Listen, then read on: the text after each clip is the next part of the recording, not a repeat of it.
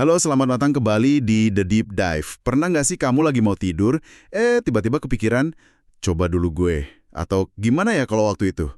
Penyesalan itu kan emosi yang manusiawi banget ya.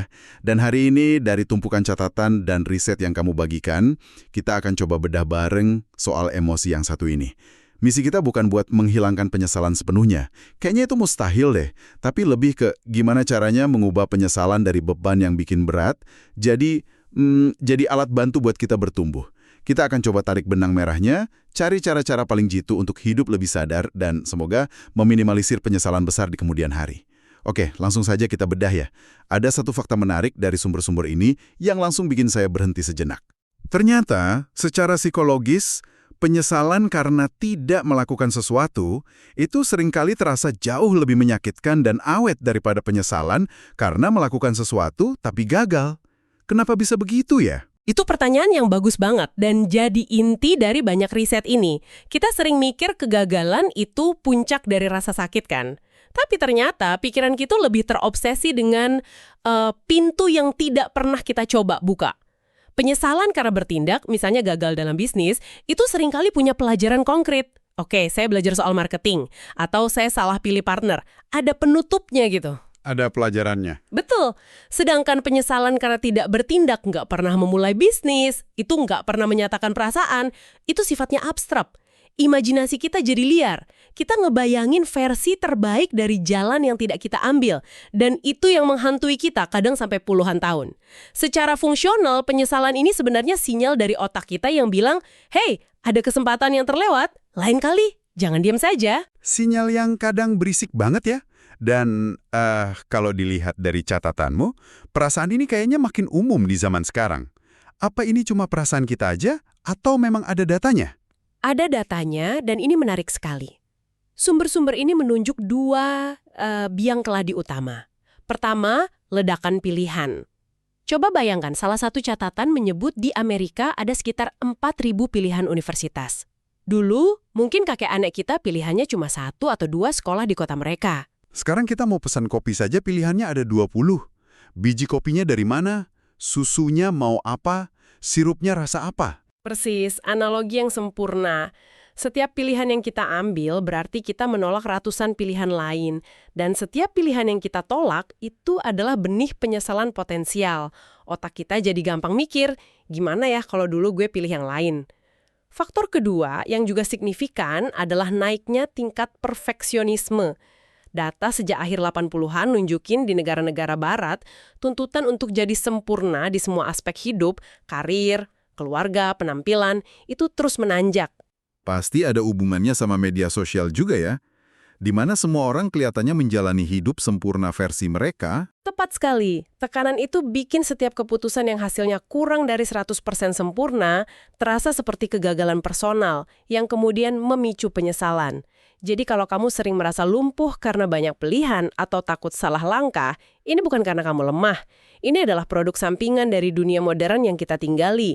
Dan ini bukan hal sepele loh, karena sumber-sumber ini juga ngingetin, penyesalan yang dibiarkan berlarut-larut itu terbukti berhubungan dengan depresi, kecemasan, bahkan gangguan tidur. Nah, ini dia nih, bagian yang menurut saya paling jelek dari semua catatan Anda.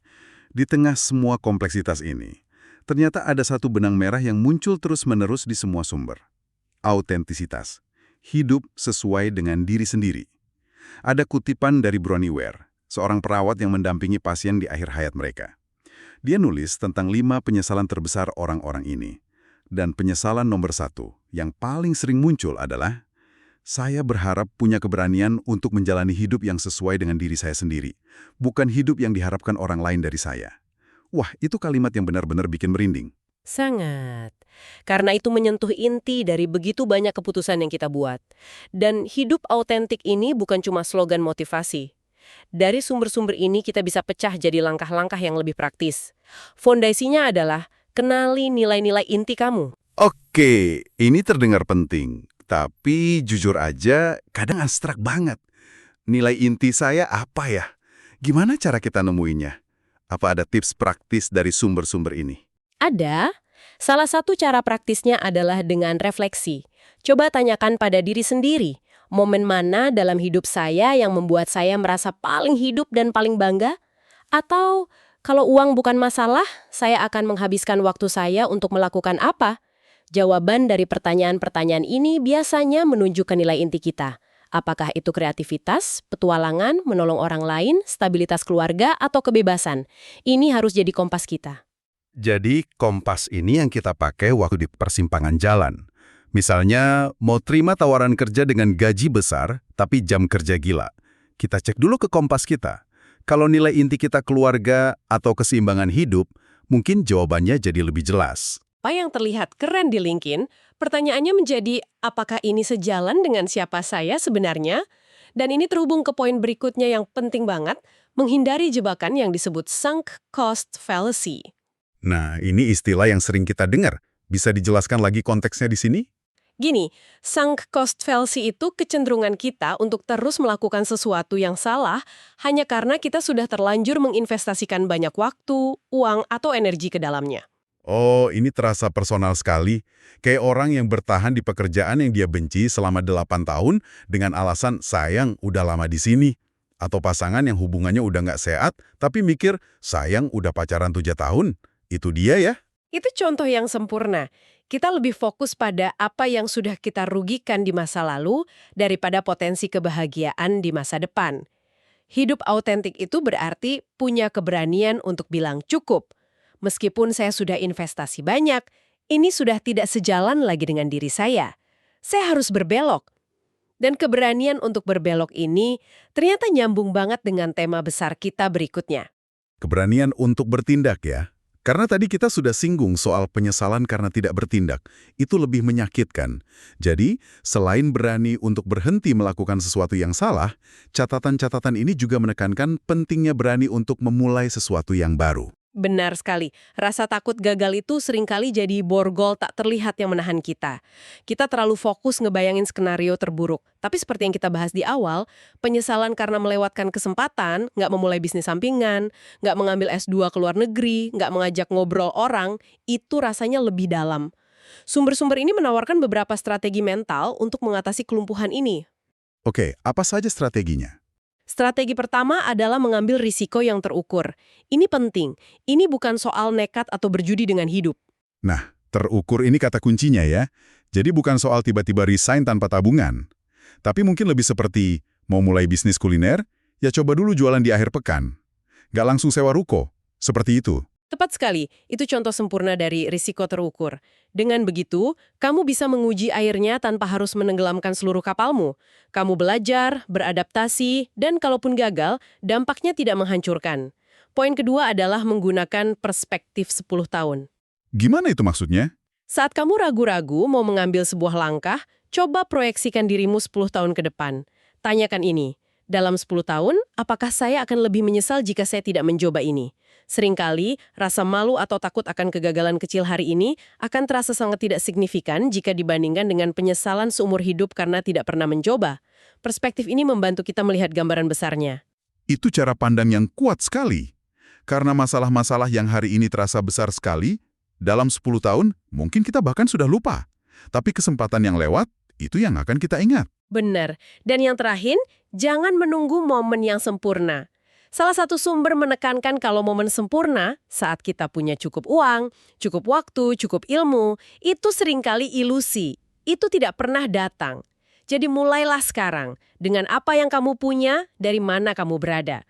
Mengambil satu langkah kecil hari ini, jauh lebih baik daripada menunggu selamanya untuk mengambil langkah raksasa yang tidak pernah terjadi. Ada kutipan dari Mark Twain yang kamu sertakan di salah satu materi, dan rasanya ini merangkum semua pembahasan kita barusan dengan sempurna. 20 tahun dari sekarang, kamu akan lebih kecewa oleh hal-hal yang tidak kamu lakukan daripada oleh hal-hal yang kamu lakukan. Dan bicara soal keberanian untuk bertindak, sepertinya ini bukan cuma soal karir atau bisnis ya. Dari catatan yang kamu berikan, tema ini muncul lebih kuat lagi saat menyangkut hubungan dengan orang lain. Betul sekali. Kalau kita kembali ke daftar penyesalan Bronnie Ware tadi, 3 dari 5 penyesalan teratas itu soal hubungan. Menyesal bekerja terlalu keras dan mengabaikan keluarga, menyesal tidak punya keberanian mengungkapkan perasaan, dan menyesal kehilangan kontak dengan teman-teman. Ini adalah area di mana penyesalan bisa terasa paling pedih karena melibatkan waktu yang tidak bisa diulang dan hati orang lain. Ini seperti investasi ya. tapi seringkali kita anggap remeh. Kita sibuk ngejar target kerja, tapi lupa menyiram hubungan dengan teman atau keluarga.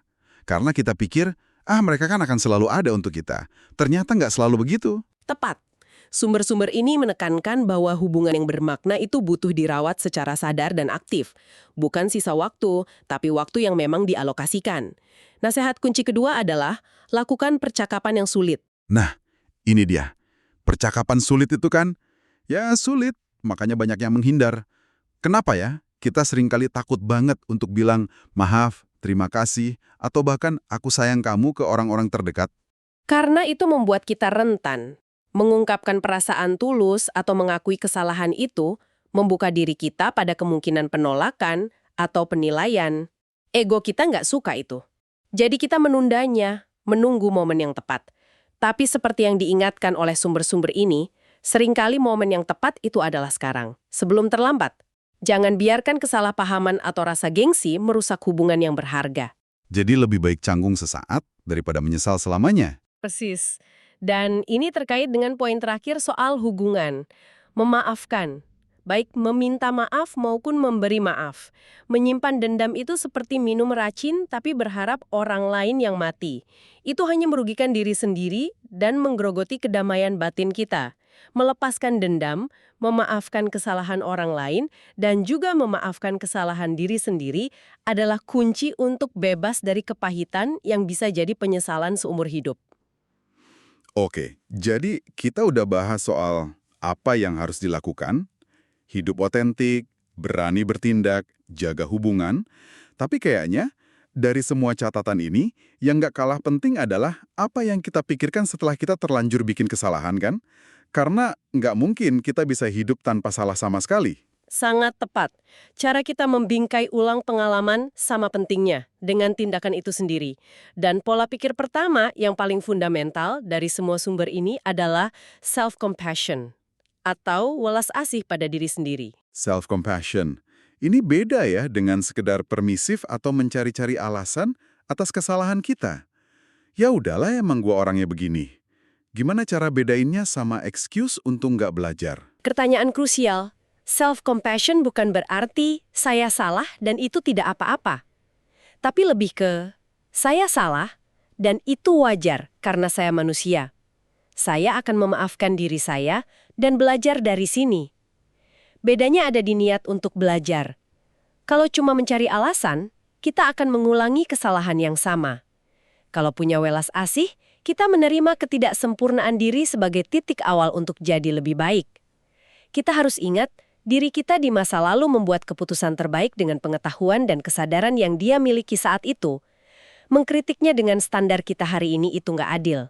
Oke, jadi ini nyambung ke poin berikutnya dari catatanmu, yaitu membedakan antara belajar dari penyesalan dengan merenung berlebihan atau rumination. Betul. Salah satu sumber menyebutnya penyesalan produktif versus perenungan tidak produktif. Perbedaannya sangat jelas. Bisa kasih contoh, biar lebih kebayang? Tentu, misalnya kamu gagal dalam sebuah presentasi penting. Penyesalan produktif akan terdengar seperti ini. Oke, presentasi tadi gagal. Apa yang salah? Oh, data saya kurang lengkap dan saya kurang latihan. Lain kali, saya harus siapkan riset lebih dalam dan latihan di depan cermin. Ada langkah konkret untuk masa depan. Oke, jelas. Sedangkan, perenungan tidak produktif bunyinya, aduh, kenapa aku bodoh banget sih tadi? Semua orang pasti mikir aku nggak kompeten, aku malu banget. Seandainya saja aku nggak ngomong gitu. Kamu lihat, hanya berputar-putar di lingkaran menyalahkan diri sendiri, terjebak di masa lalu, tanpa ada solusi atau jalan keluar. Ini yang harus dihindari. Caranya adalah dengan membingkai ulang atau reframing. Ganti pertanyaan seandainya saja dengan apa yang saya pelajari dari ini. Dari beban menjadi pelajaran. Persis. Dan terakhir, untuk memutus siklus perenungan itu, banyak sumber menyarankan untuk fokus pada masa kini. Latihan sederhana seperti mindfulness atau mencatat hal-hal yang kamu syukuri setiap hari.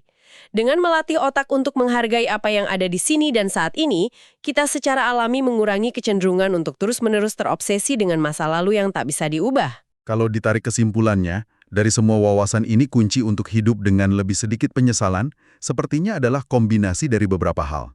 Hidup sejujur mungkin dengan nilai-nilai kita, punya keberanian untuk mencoba hal baru, dan juga meninggalkan yang tidak lagi cocok.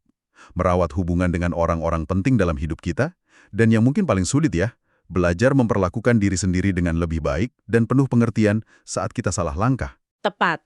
Dan ada satu hal penting yang ingin saya garis bawahi, tujuan akhirnya bukanlah mencapai kehidupan tanpa penyesalan sama sekali. Itu target yang tidak realistis. Justru adanya penyesalan adalah bukti bahwa kita peduli, kita punya standar, dan kita ingin menjadi versi diri yang lebih baik. Tujuannya adalah hidup dengan lebih sadar, sehingga penyesalan yang kita alami jadi lebih sedikit, tidak terlalu dalam lukanya, dan yang terpenting, selalu bisa menjadi guru yang berharga. Jadi, penyesalan itu bukan musuh yang harus dimusnahkan, tapi lebih seperti guru yang kadang-kadang galak ya. Analogi yang sangat bagus. Sebagai penutup, saya mau meninggalkan kamu dengan satu pemikiran untuk direnungkan.